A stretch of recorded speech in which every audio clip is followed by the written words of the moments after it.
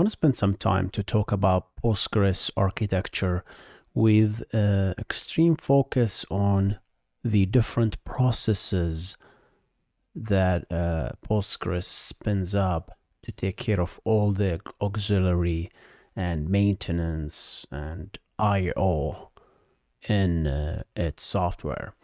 It's pretty interesting once you kind of understand how Postgres works. We're gonna shed a light on all of this, all of the pieces and the components of Postgres.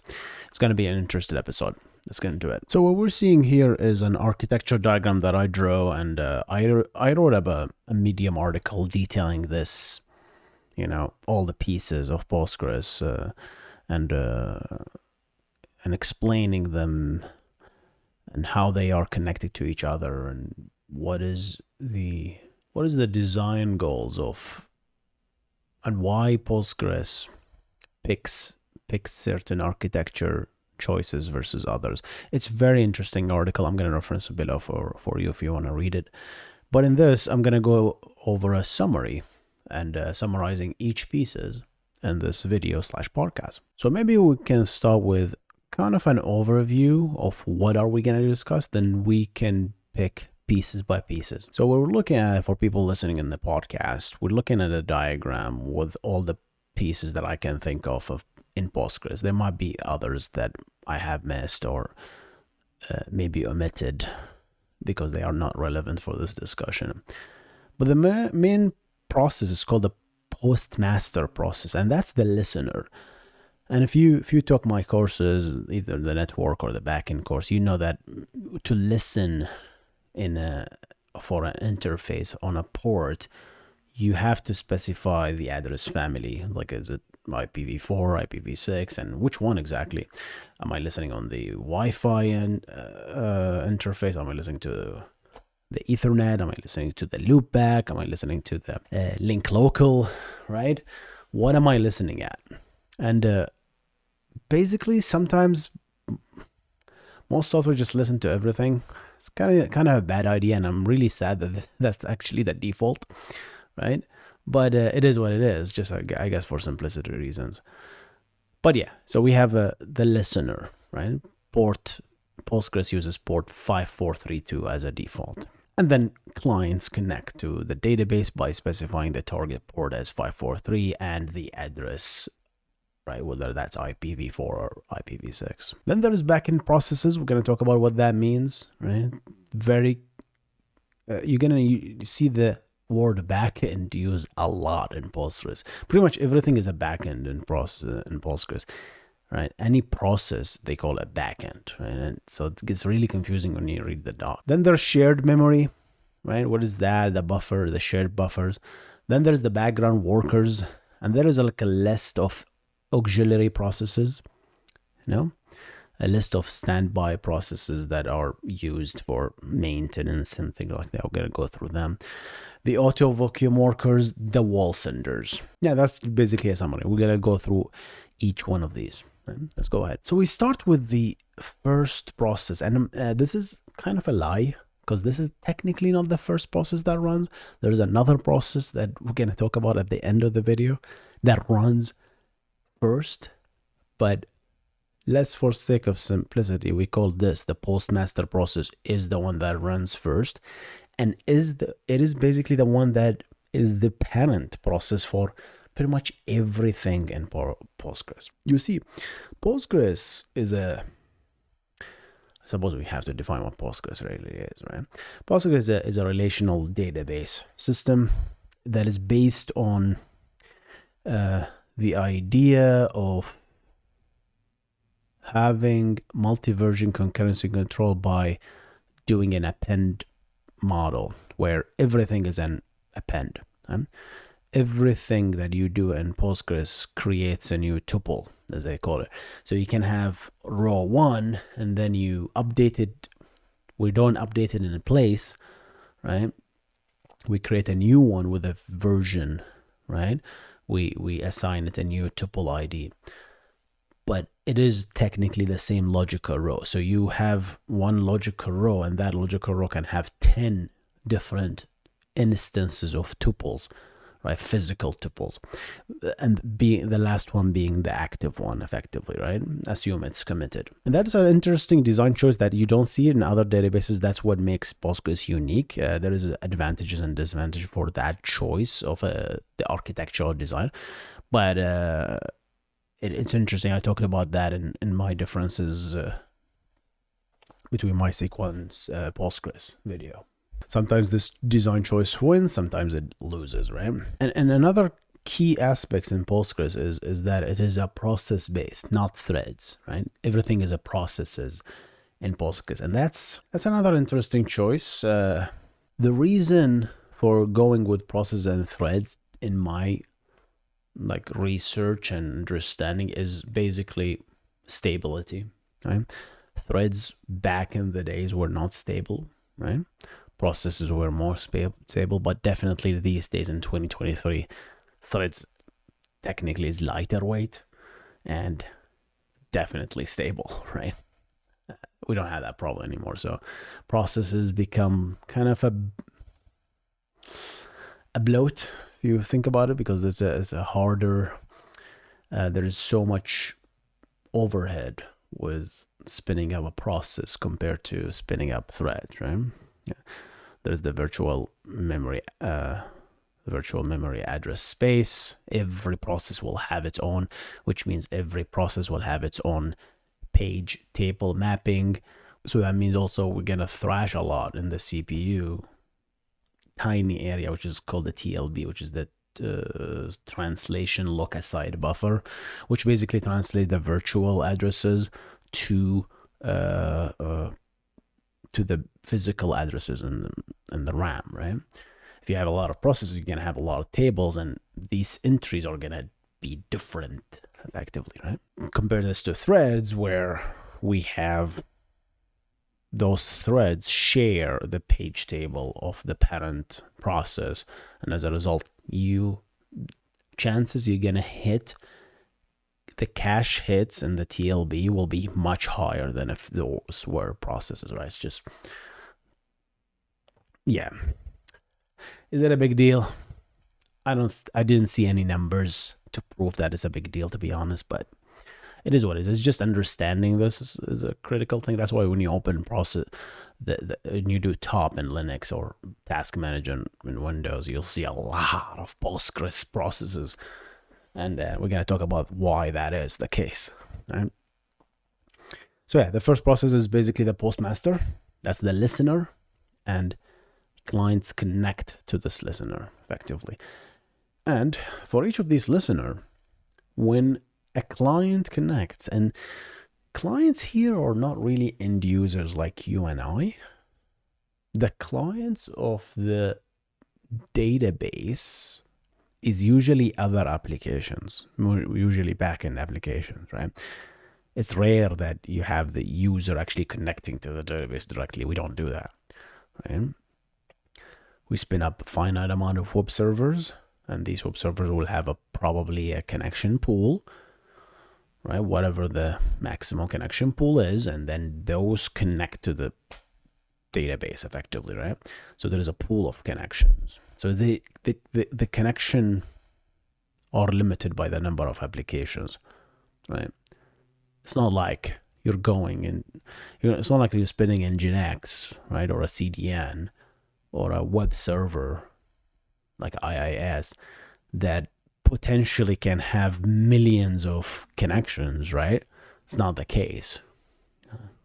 Like end users don't connect to the database like that, right? But they do connect directly to a reverse proxy or a CDN, right? Or a web server, right? So this distinction is very critical because that's the economy of scale, effectively, right? What is important here is the understanding that every client that connects gets its own back-end process. That's the second component. For every connection, you get a brand new process. That will be a dead on arrival if this was like a web server, right? We never do that. There's always a pool of processes that actually limit the number of processes, right? Like Nginx spin up a process. Nginx is the same thing, like as Postgres. They use processes, they don't use threads, right? And they use a shared memory between these processes, like we're going to talk about in a minute. But those processes are limited by the number of cores by default. Like that's the auto mode. When you first spin up Nginx, and I think HA proxy behaves the same, it will spin up a process for each core or hardware thread, right? If you have hyper threading enabled. So that's what's gonna happen. But here, for every connection, you get a process. So I was really surprised when I saw that. That just doesn't scale if you have a lot of connections. And Postgres know that. That's why there's a property called max connections. And this is set to 100, which is a very low number if you think about it, right? It's like 100 connection, that's it, right? So because they know that's a bad idea. Like you don't spin up a process for each connection, right? If you have a lot of connections, soon enough your database will run out of RAM, right? And of course the CPU will just die, right? Because of context switching between all these processes. But yeah, so that's the design. We're gonna know that it's not as bad as I originally thought, because there is not much work happening here. It used to be before 9.6, but not anymore, right? Because of these guys, the background workers, right? Whatever work happens here is very minimal. Right, so there's the backend processes, and it's capped by the max connections because it's like 1-to-1, right? So that's the backend processes, right? So we have the postmaster. Every time the user connects, the postmaster forks a new connection, which it's very critical to understand here. Forking a process will technically copy the process, and because it's a process, it needs its own virtual memory space, right? Because that's how a process works. But if you do that, then you have to also copy whatever the postmaster had into the new virtual memory address. But Linux doesn't do that. Pretty much no operating system does that for optimization reasons. So they have the page tables point to the same location, but as you start changing, they do something called copy on write, or cow, right? So as users or the parent process start changing one part of the page, and those pages are like 4K in size, and you can change them. You can make them huge pages, and that's another discussion. Like this is something I'm researching these days, right? Huge pages in operating system. But these pages, like as you change them, they will be copied as we change, right? So just in case, right? So they are shared. Once you start changing, they're gonna be copied on write, right? So that they can stay distinct. So that's the trick operating systems play here. But yeah, everything is basically a fork here. All right. So all these processes actually need to talk to each other, right? Not per se, but like as they load stuff, as you read pages from disk, right? Whether these pages are table data, whether this is indexes, they're put in memory, right? And when you put in memory, this memory is actually called shared memory or shared buffers, right? Sometimes they call it, or buffer pool, many names, right? Yeah. This is where the WAL records live. This is where the pages live, and pretty much everything that is shared is right here. And it's called the shared memory, right? This very, very critical piece of memory that every single process have access to. And this is allocated using this Linux command. It's called mmap, I think, right? And that's how you do it, like share a memory space between processes, right? And of course, you gotta be careful because you have to obtain mutexes and semaphores to avoid two processes writing to the same page at the same time. Right? You have to lock it and stuff like that. So things becomes later really pretty tricky when it comes to that. And that's true for both processes and thread, of course. Race conditions, you need to avoid it as much as possible, right? Then we come to background workers, which were introduced, I would say, in 9.6 with the parallel plans. A backend process, when it receives a query from the user, right? The backend process may execute the query in its local backend process, right? But optionally, if parallel plans were enabled, it can outsource this, right? The execution to one or more something called background workers, right? So this can, and this is a pool. Now this design I'm familiar with, and it's scalable, right? Because there's a limited set of processes and you could just throw things at it, right? This way we have predictability. We have this many number of processes and these do the work for us. If they are all busy, you get to wait. Clients get to wait, right? It's a predictable thing, as opposed to, like, let's say we don't have this background workers and every backend process actually does the work all the time. Then if 1,000 clients execute 1,000 queries, all these 1,000 processes will run concurrently, right? And they will try to take the CPU time. Of course, most of the work will be IO because it's a database. But sorting, think of sorting, think of hashing, think of join, think of like what merge sorts and whatever algorithms they use. This needs the CPU.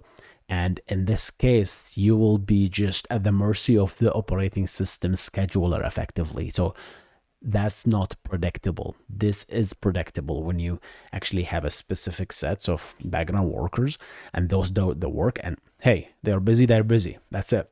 You get the weight, you can measure the weight, you can know what's going on, right? So that background process, they are limited by something called the max worker process. A very interesting thing. Like that's the configuration you can set. Cool. So background workers, that's another pieces, that's processes. And again, those are spun up by the Postmaster process. So they are fork. Everything is pretty much fork from this Postmaster. All right, so let's switch to our auxiliary processes.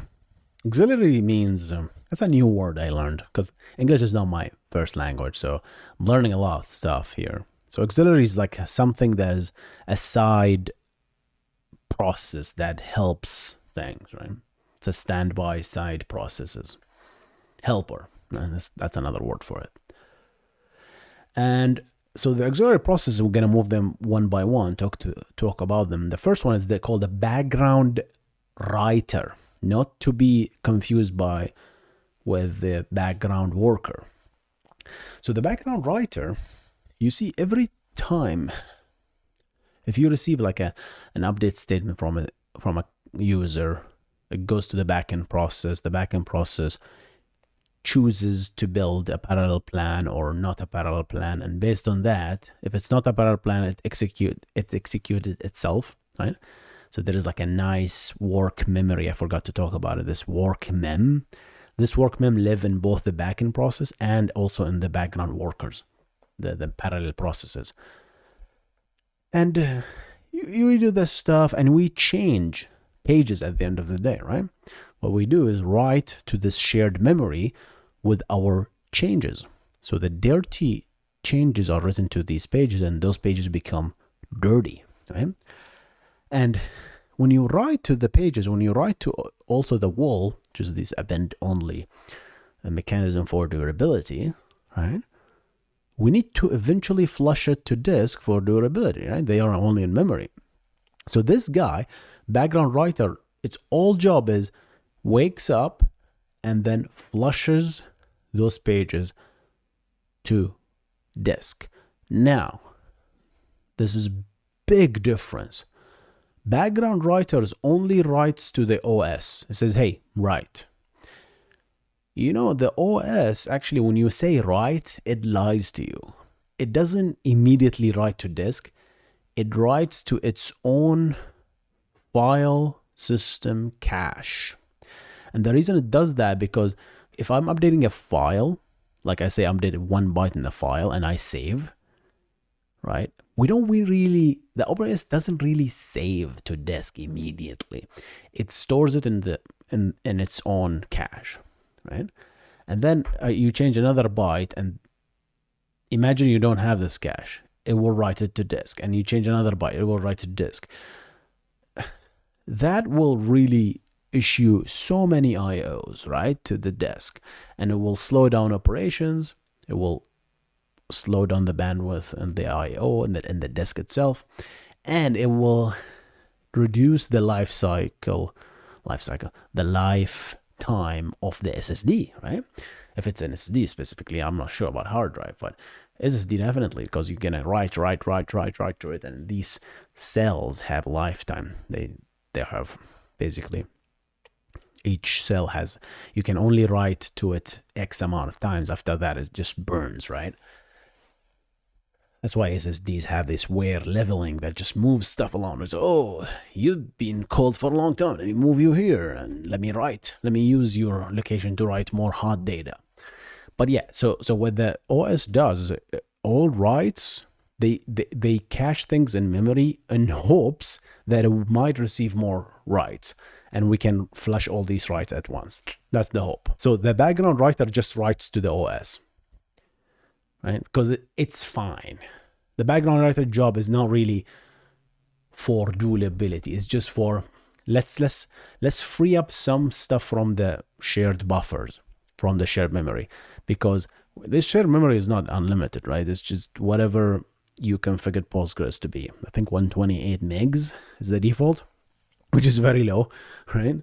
But as you pull pages in and you write to these pages, you want to read more pages, and sometimes there's no space in the shared memory, and you cannot operate on things that are not in memory, so you have to pull in memory. So the background writer will occasionally just wake up and says, okay, we don't have space, let me flush these dirty pages, flush them, right? And then empty them. Now I can put some more stuff. They go to the file cache, and then pooh. Eventually, the OS will flush them to disk. You might say, Hussein, what if we crash? We'll come to that.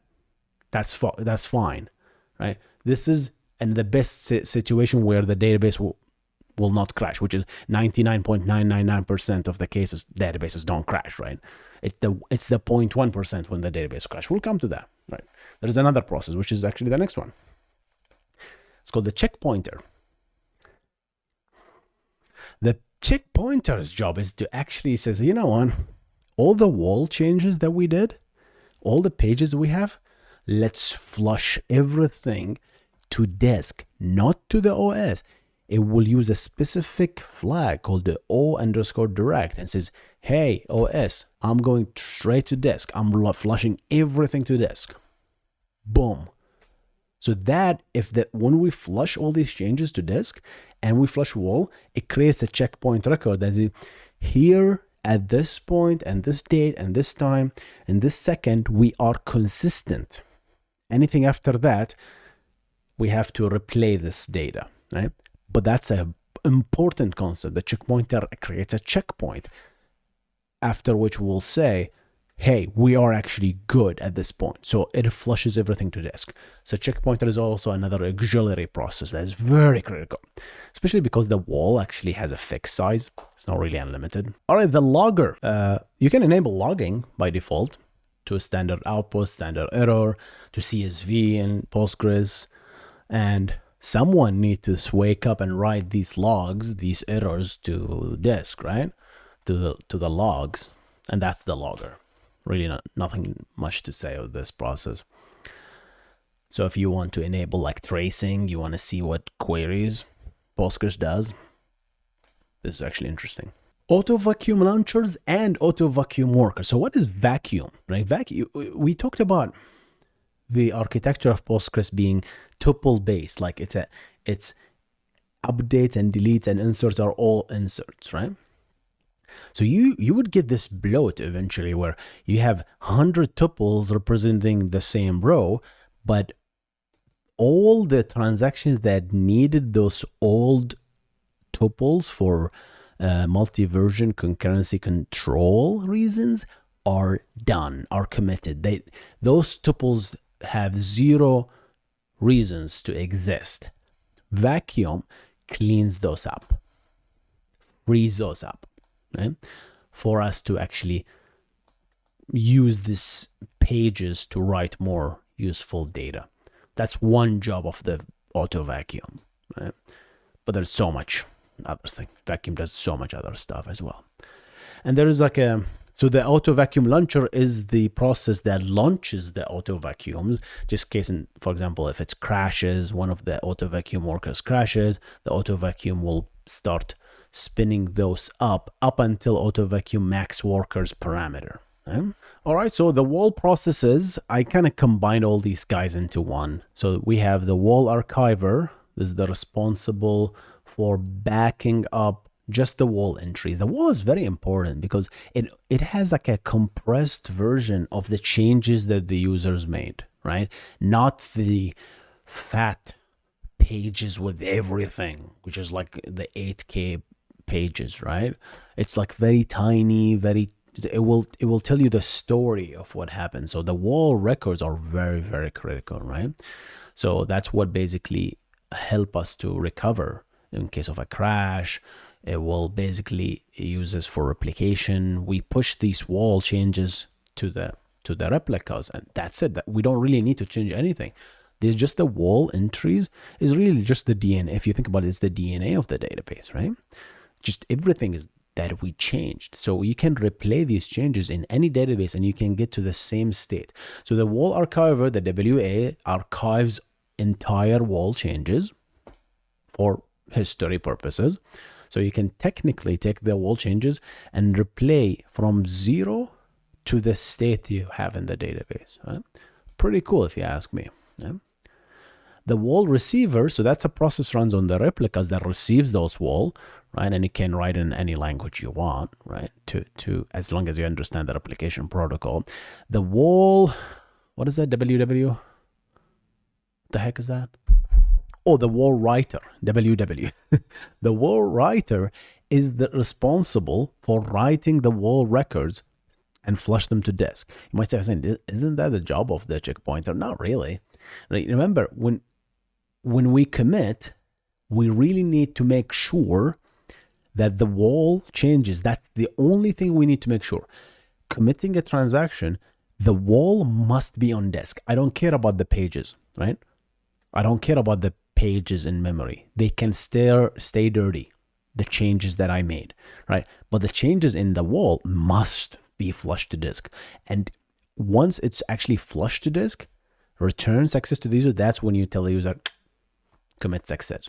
If the WAL is not flushed to disk, you can crash and you can lose everything, right? That's really bad. That's the job of the WAL writer. Very critical job, right? When you commit, takes the WAL writer, wakes up, says, like, let me flush that. Does that mean maybe the WAL writer will actually flush even if your transaction didn't commit? You might say, what? That's absolutely fine. We have a record that says that this transaction is committed or not. So even in case of a crash, we're going to clean ourselves up. So don't worry about that. So flushing as often as possible. Checkpointer is actually flushing both the WAL and the pages, right? And creates a checkpoint, right? That says, okay, this is where we are fully consistent. In this case, that's the difference, right? We talked about that. The WAL senders is basically in the client side, which is basically the master database, pushes the WAL the WAL changes to the replicas, right? WAL senders. And they have like max WAL senders. You can configure that as well. And the final process, the starter process. And this is actually what I told you in the beginning. This is the first process that actually runs, even before the Postmaster process. You see, let's say we have a transaction, we start a transaction, we start writing so much stuff, right? And we write to the pages, and we write also almost like 1 million records, right? The 1 million records will be really full-fledged rows in the shared buffer right here, and it will also be represented as WALs, right? WAL changes, WAL records in the WAL, right? And when I say, let's say I committed, right, the transaction, right? So what we really need to just to make sure, let's say the checkpointer didn't run, right? Just the WAL writer, and we committed, and the WAL writer flushed all these changes, and then we crashed. So technically, pages are empty. We don't have, not really empty, but they have the original state where they were before my 100 million row transaction started. So the startup process, if once we started Postgres, the startup process restarts and says, okay, what was the last checkpoint? Well, the last checkpoint was this. Wow, that was like a while ago. What did we do since then? Right? We take that point. Since then, we inserted 1 million rows in the wall. Okay, there's the entries, good. But the pages are, oh, wow, they're really out of date. So what do we need to do? Spin it up, pull all these pages in memory, right? Before we start up the Postmaster process and listen to anything, don't let anyone connect, right? Don't let anyone connect. Just spin up, apply all the changes in the wall to the dirty pages, make them dirty. And all of a sudden, now you got into the same state. This is called the redo, right? Literally go and redo all the wall changes, because technically you did them at once, right? At some point, you did them before the crash. Now you're redoing those wall changes to the dirty page, to the pages in the shared memory, right? Bringing them to the same state. Fantastic, if you think about it. That's why the wall is also called the redo log in other databases, right? And there's also something called the undo log. Postgres doesn't really have undo logs. And the reason is because of this brilliant design of using tuples as the markup for the MVCC, right? Other databases use undo logs to record the old state, which is, maybe if I do ever doing the MySQL NoDB architecture, I'll talk about that. But Postgres doesn't have to worry about the vacuum. Will clean those up, the old tuples, right? Even if you flush records that you technically didn't commit, a transaction that you didn't commit, that's fine. Transactions will know not to read those uncommitted tuples. So simple, because they will look up. So it's a little bit slower. They will look up and say, oh, I'm not supposed to read this this tuple, so I'm gonna ignore it. Right? And that lookup is expensive. So it's always like it's a two sword. What's it called? Two blade sword, double edged sword. Yes, 2-blade sword. What the heck? All right, guys. That's it for me today. I think hopefully you enjoyed this video. I thought I'll talk about this Postgres. It's so fascinating. I'm learning so much every time I go to this database. I'm learning so much, So I spend a lot of time in the doc and in the code to decode all this information. If you like this stuff, check out my database course, database.husseinnasser.com. Supports the show. Thank you so much.